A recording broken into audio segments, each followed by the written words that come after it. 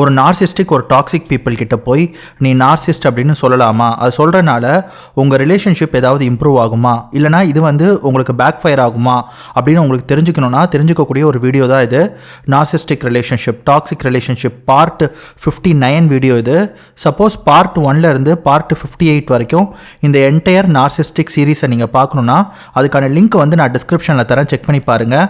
அதே மாதிரி நம்ம சேனலுக்கு புதுசுனா நம்ம சேனலை சப்ஸ்கிரைப் பண்ணி நோட்டிஃபிகேஷனை ஆன் பண்ணுங்கள். அப்போ தான் நான் போகிற வீடியோ உங்களுக்கு சீக்கிரமாக சேரும். வாங்க இப்போ வீடியோக்குள்ளார போகலாம்.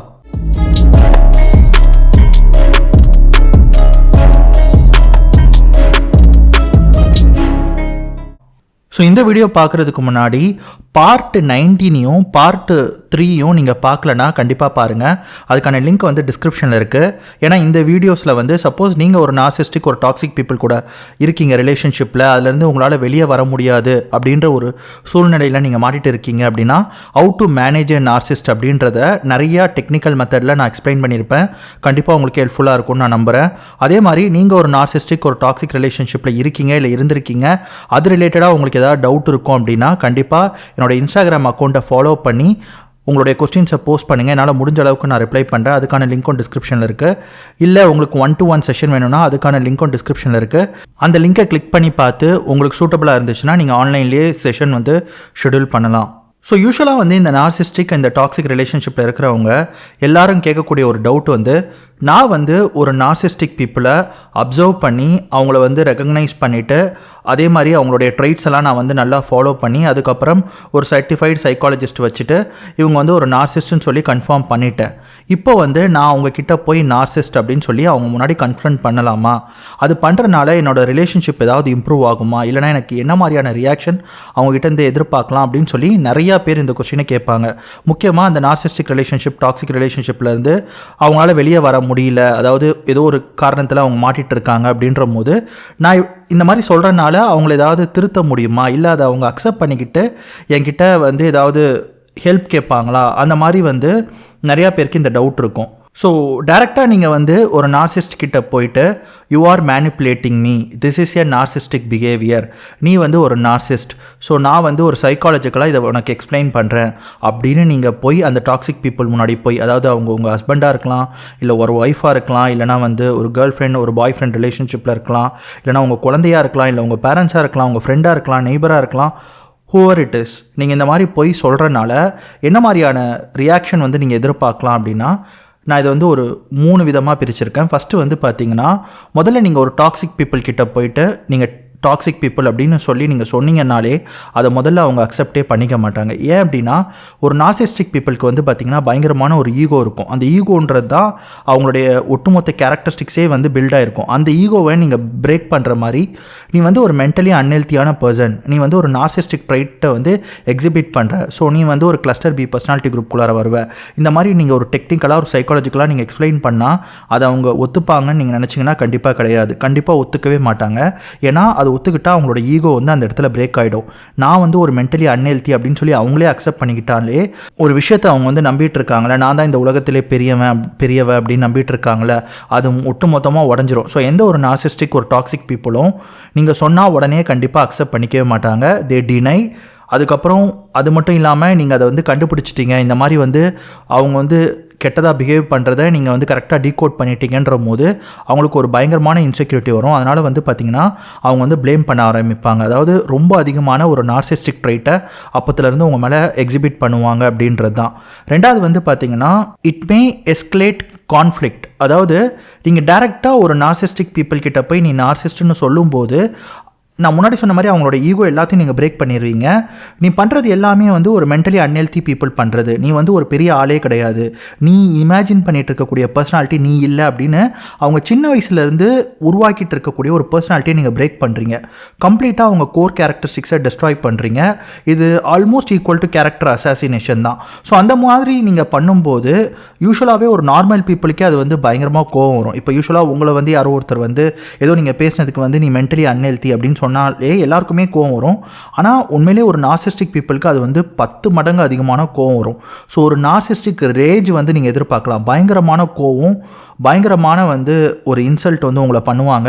எமோஷ்னல் வித்ட்ரால் இருக்கும், லைக் சைலண்ட் ட்ரீட்மெண்ட்டு, கில்ட் ட்ரிப்பிங்கு, இந்த மாதிரி நிறைய மேனிப்புலேஷன் இமிடியேட்டாக பண்ணுவாங்க.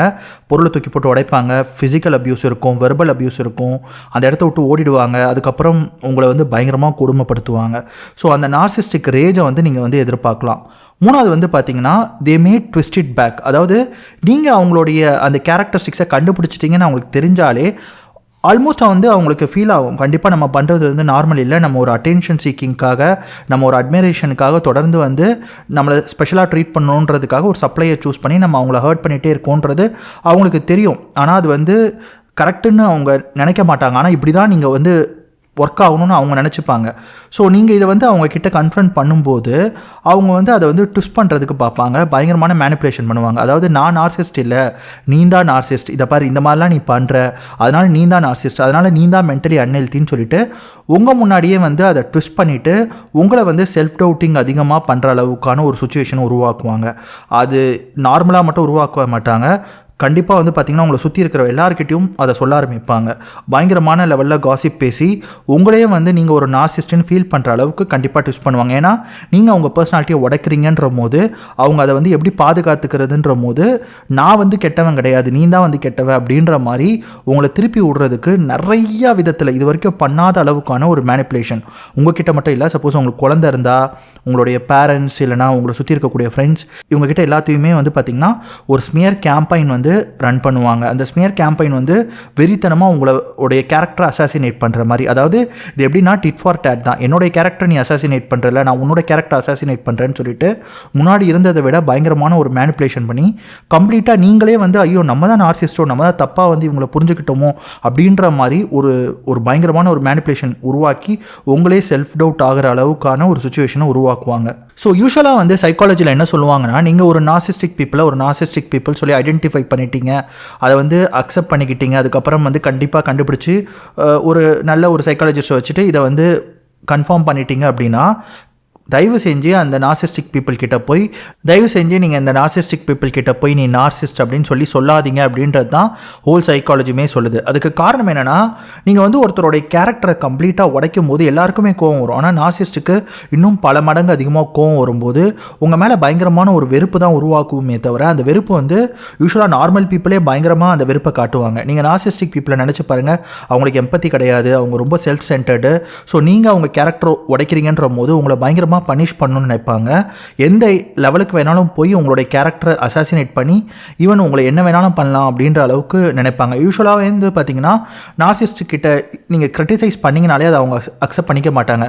அதை அவங்க எப்படி பார்ப்பாங்க அப்படின்னா, அது வந்து என்னுடைய கேரக்டரை வந்து நீ உடைக்கிற, அப்போ நான் வந்து உன்னை வந்து நான் திரும்ப டிட் ஃபார் டேட் எடுக்கணும், பழிக்கு பழி வாங்கணும் அப்படின்றது தான் அவங்க மைண்டில் இருக்கும். நீங்கள் நார்மலாக ஒரு சின்னதாக ஒரு கிரிட்டிசைஸ் பண்ணால் கூட அதை அக்செப்ட் பண்ணிக்கக்கூடிய ஒரு மெச்சூரிட்டி வந்து நார்சிஸ்டிக் பீப்புளுக்கு இருக்காது. நீங்கள் என்ன கிரிட்டிசைஸ் பண்ணாலுமே அது அவங்க கேரக்டருக்கு அகைன்ஸ்டாக நீங்கள் பண்ணுறீங்க அப்படின்ற மாதிரி ஒரு கோவத்தை தான் அந்த இடத்துல நீங்கள் பார்க்கலாம்.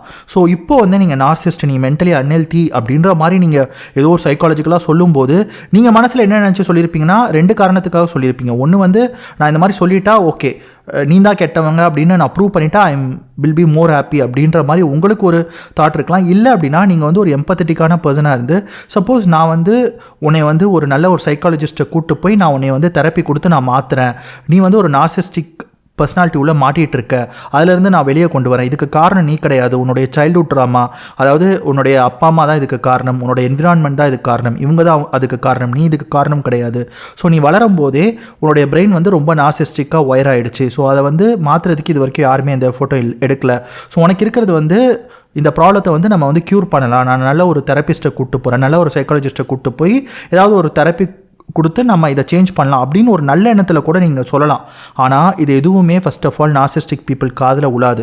நீ என்னுடைய கேரக்டரை அசாசினேட் பண்ணுற இது பற்றி மட்டும்தான் அவங்க யோசிப்பாங்க. ஸோ இவ்வளோ நாள் அவங்க பிலீவ் பண்ணிட்டு இருந்த அந்த பிலீஃபை நீங்கள் உடைக்கிறீங்க. அப்போது உங்களை எப்படி ரிவெஞ்ச் எடுக்கலாம், அந்த ரிவெஞ்ச் மோடுக்கு தான் இமீடியட்டாக போவாங்க. பயங்கரமாக பனிஷ் பண்ணணும்னு நினைப்பாங்க, எந்த எல்லைக்கு வேணாலும் போய் உங்களை வந்து ஏதாவது பண்ணணும்னு நினைப்பாங்க. ஸோ இதனால் வந்து சைக்காலஜி யூஸ்வலாக என்ன சொல்லணும்னா, ஒரு டாக்ஸிக் பீப்புளை ஈவன் அவங்க வந்து ஒரு சைக்கோபாத், ஒரு சோஷியோபாத், ஈவன் வந்து அவங்க வந்து ஒரு என்ன மாதிரியான பர்சனாலிட்டி டிசார்டரில் இருந்தாலுமே அவங்க முன்னாடி நீங்கள் டேரெக்டாக கன்ஃபரண்ட் பண்ணாதீங்க. நீங்கள் இந்த மாதிரி ஒரு பர்சனாலிட்டி டிசார்டர் அது வந்து இன்னும் கொஞ்சம் தான், அதாவது எரியிற நெருப்பில் எண்ணெயை ஊற்றுற மாதிரி இன்னும் கொஞ்சம் தான் வந்து அதை அதிகப்படுத்துமே தவிர அதை வந்து கம்மிப்படுத்தாது அப்படின்றது தான் சைக்காலஜி சொல்கிறது. இதுக்கு நான் இன்னொரு எக்ஸாம்பிள் கூட சொல்கிறேன். ஒரு சின்ன ஸ்டோரி. தொடர்ந்து வந்து ஒரு சிட்டியில் வந்து நிறையா கொலைகள் நடந்துக்கிட்டே இருக்குது. அப்போ வந்து போலீஸ் வந்து அதை கேஸை இன்வெஸ்டிகேட் பண்ணிவிட்டு ஒரு பர்சனை வந்து அரெஸ்ட் பண்ணுறாங்க. அரெஸ்ட் பண்ணதுக்கப்புறம் அந்த கொலைலாம் வந்து பார்த்திங்கன்னா ஒரே மோட்டோவோடு நடந்துக்கிட்டே இருக்குது. அப்போ ஃபைனலாக வந்து ஒரு டாக்டர் வச்சு அவங்க என்ன வந்து கன்க்ளூட் பண்ணுறாங்கன்னா அந்த பர்சன் வந்து ஒரு சோஷியோபாத் அப்படின்னு சொல்லி கன்க்ளூட் பண்ணுறாங்க. ஆனால் இதை வந்து அந்த பர்சன் வந்து ஒரு டாக்டர் வழியாக அந்த பர்சனுக்கு, அதாவது நீ இந்த கொலை பண்ணுறதுக்கு காரணம் நீ வந்து ஒரு சோஷியோபாத் அப்படின்ற மாதிரி அவனுக்கு புரிய வைக்கிறதுக்கு ட்ரை பண்ணும்போது அந்த கொலைகாரன் வந்து பார்த்திங்கன்னா பயங்கரமாக கடுப்பாகி அந்த டாக்டரை அட்டாக் பண்ணுற அளவுக்கான ஒரு சுச்சுவேஷன் உருவாகுது. ஸோ அவனால் வந்து தன்னை வந்து ஒரு சோஷியோபாத்துன்னு சொல்லி அக்செப்ட் பண்ணிக்கவே முடியல. அதாவது அவன் தன்னை எப்படி இமேஜின் பண்ணிகிட்டு இருக்கான் அப்படின்னா, என்னால் நிறையா பேரை கொலை பண்ண முடியும், நான் அந்தளவுக்கு ஒரு கெத்து. டாக்டர் வந்து அதை சோஷியோபாத்துன்னு கன்க்ளூட் பண்ணி அவனுக்கு ஹெல்ப் பண்ணுறதுக்காக, அவனுக்கு ஒரு தெரப்பி கொடுத்து அவன் மைண்டை வந்து சரி பண்ணுறதுக்காக தான் ட்ரை பண்ணுவாங்க. ஆனால் அவன் மைண்டில் என்ன நினச்சிருப்பானா, நான் இந்த மாதிரியான பீப்புளெலாம் என்னால் கொலை பண்ண முடியும், அந்தளவுக்கு நான் பலசாலி.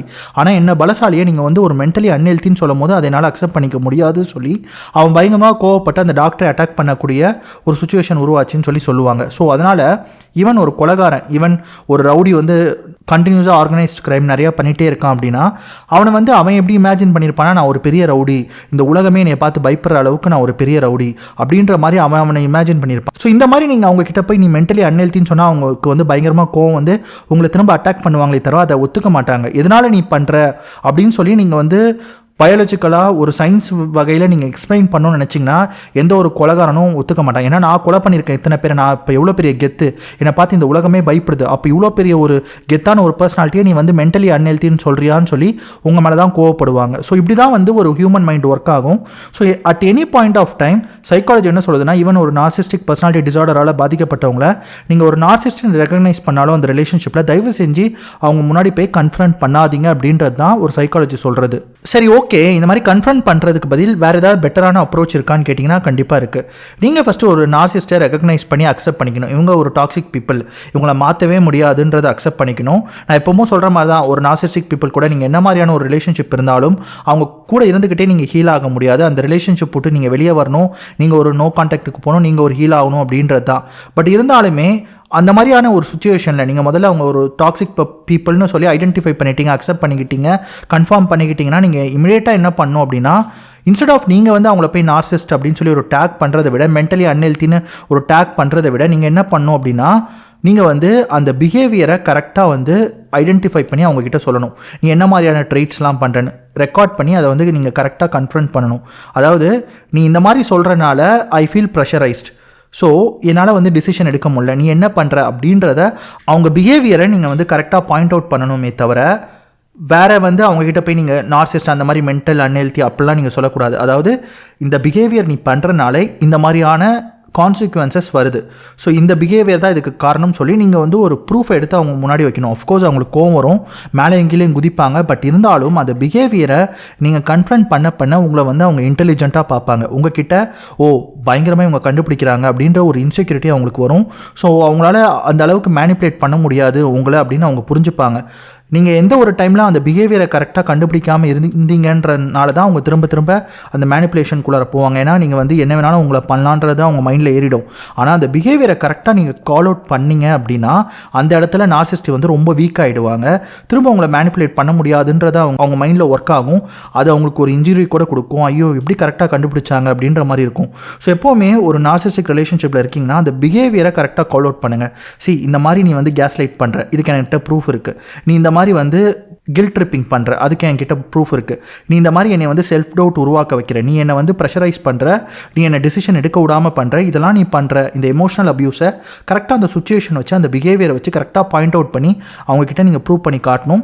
அஃப்கோர்ஸ் அவங்க வந்து உங்களை திரும்ப வந்து ஃபிசிக்கல் அப்யூஸ் இல்லை மென்டல் அப்யூஸ் இல்லைனா வந்து வெர்பல் அப்யூஸ் எது வேணாலும் பண்ணுறதுக்கு சான்சஸ் இருக்குது. ஆனால் இது வந்து ஒரு நார்சிஸ்டிக் பீப்புளை பயங்கர வீக்காக்கும்.